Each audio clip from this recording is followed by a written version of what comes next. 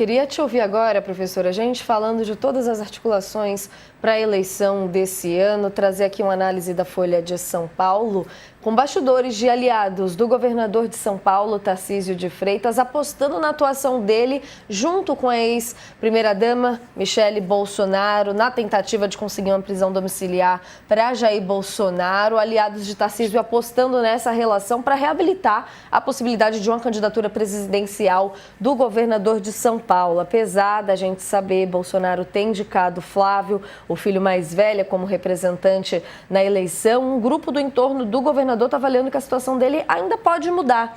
Queria ouvir sua análise aqui. A gente sabe das movimentações recentes de Tarcísio e Michele pela prisão domiciliar de Bolsonaro, mas muita gente falando que ele perdeu um timing de certa forma. O que você acha que a gente consegue ver daqui para frente nessa disputa, professor? Olha, Natália, eu acho pouco provável que o cenário mude, né, e que o Flávio Bolsonaro venha retirar a candidatura para apoiar o Tarcísio.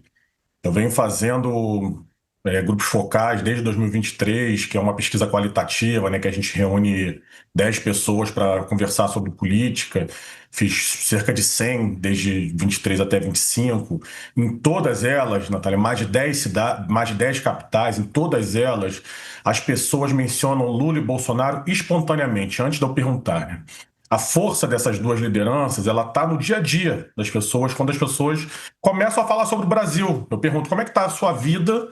E aí, se a pessoa vai reclamar do mercado, se a pessoa vai falar que está bem, automaticamente entra essa polarização, que é o termo que a gente na ciência política e também, né, no debate público que com vocês vem usando.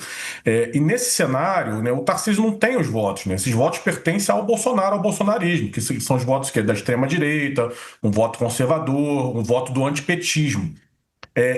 Não tem caso em eleição, e não só no Brasil, em que uma liderança que tem os votos, ela abra mão para outra que não tem os votos. Isso não faz muito sentido. Imagina, se eu tenho os votos, eu vou abrir mão para ele por quê? Por uma suposta pesquisa que lá no segundo turno pode ser que ele tenha mais chance, é tudo muito etéreo, né? E eu tenho destacado também um outro elemento que é não apenas 26, né? O bolsonarismo pensa o Brasil, é um projeto de Brasil, um projeto de poder, inclusive, né, que descambou para uma tentativa de golpe em 8 de janeiro. Então eles também estão pensando em 2030, né? Essa eleição de 2026 é a última eleição com Lula.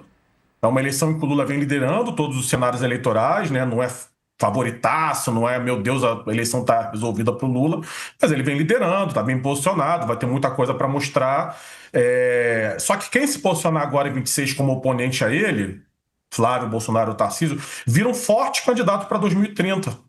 Então, supor que o Flávio, né, que o Bolsonaro vai abrir mão para o Tarcísio, é não abrir mão só em 2026, mas também do futuro, mas também dessa projeção de quem vai liderar esse campo, né, da direita, caso o Lula vença na oposição, pensando o próximo pleito.